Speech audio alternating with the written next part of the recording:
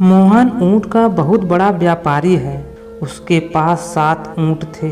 वो उन ऊँटों को लेकर शहर शहर घूमता था और कारोबार करता था।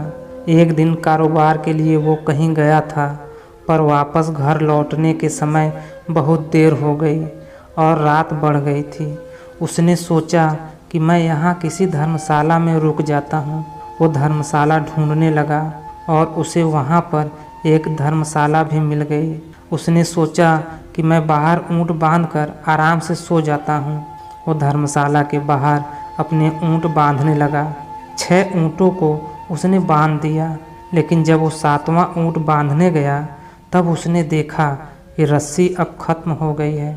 तभी वहाँ से एक तपस्वी निकल रहे थे। उन्होंने व्यापारी को परेशान देखकर उससे पूछा कि आपको क्या परेशानी है। उस व्यापारी ने कहा कि मुझे धर्मशाला के अंदर जाकर आराम करना है, लेकिन इस 7वें ऊँट को बांधने के लिए मेरे पास रस्सी नहीं है। उस तपस्वी ने जब व्यापारी की समस्या सुनी तब वो हंसने लगे और कहा कि जैसे आपने इन 6 ऊँटों को बांधा है, वैसे ही आप ये 7वें ऊँट को भी बांध दो। तपस्वी की बात सुनकर व्यापारी हैरानी के साथ बोला, लेकिन रस्सी ही तो खत्म हो गई है। तपस्वी ने कहा, मैंने कब कहा कि तुम इसे रस्सी से बांधो? तुम इस 7वें ऊँट को कल्पना की रस्सी से भी बांध सकते हो।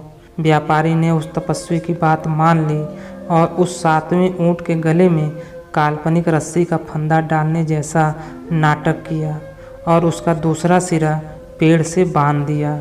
जैसे ही व्यापारी ने यह नाटक किया, वो 7वां ऊँट आराम से बैठ गया।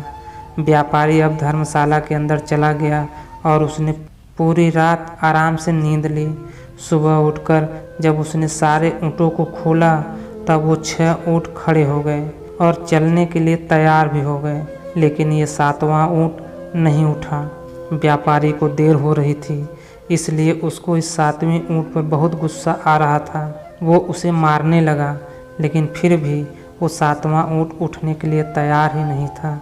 इतने में वहाँ पर वो तपस्वी आ गए। ऊँट को ऐसे मारते हुए देखकर तपस्वी ने व्यापारी से कहा कि तुम बेचारे बेजुबान जानवर को क्यों मार रहे हो? व्यापारी ने कहा कि मुझे बहुत देर हो रही है और 7वां ऊँट उठ नहीं रहा है। तपस्वी ने व्यापारी से कहा कि अरे भाई, कल तुमने इस ऊँट को बांधा था, आज तुम्हें इसे खोलना होगा। बिना खोले वो कैसे उठेगा? व्यापारी ने कहा, अरे इसे मैंने हकीकत में थोड़ी बांधा था, मैंने तो इसे सिर्फ कल्पना की रस्सी में बांधने का नाटक किया था।